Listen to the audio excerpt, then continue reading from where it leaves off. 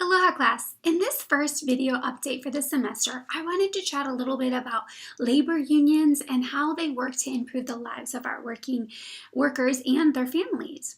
So a labor union or trade union is an organized group of workers who unite to make decisions about the conditions that are affecting their work. Labor unions strive to bring economic justice to the workplace and ultimately social justice to the nation, which we've seen great strides in the last decades. Now, there are over 60 unions representing over 14 million workers throughout the country. No matter what work you do, there's a union that represents that work. There's a union for teachers, there's a union for miners, there's a union for engineers, there's a union for plumbers. You name it, you'll probably find a union out there. Now, all workers benefit from the unions because unions set that pay standard and the workplace protection.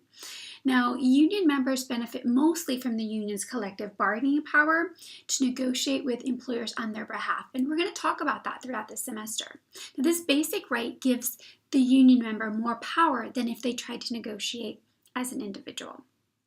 Now, some of the benefits of union membership: union members make an average of 30% more than their non-union workers.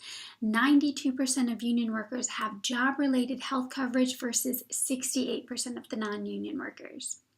Union workers are more likely to have guaranteed pensions than their non-union counterparts. Now, unions help protect employees from the unjust dismissal through the collective bargaining agreements, and those are also called CBAs.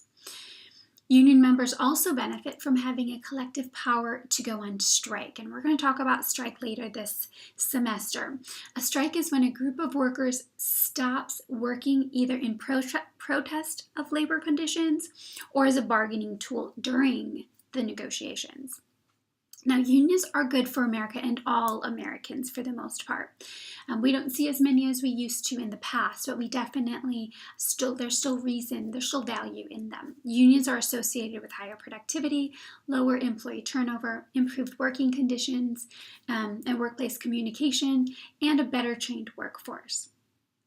Now, there's a substantial amount of academic literature on unions as well, and the benefits associated with them, such as economic growth, productivity, competitiveness, workplace health and safety, just a variety of different topics.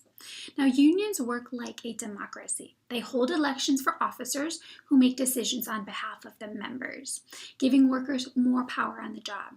A local union is a locally based group of workers with a charter for a national or international union. A couple of examples of that would be the SEIU, or Service Employees International Union, and another one would be the UAW, which is the United Auto Workers. A local may include workers from the same company or even the same region. Now, additionally, unions set a standard. According to the Economic Policy Institute report, a high school graduate whose workplace is not unionized, but whose industry is 25% unionized, is paid 5% more than similar workers in less unionized industries.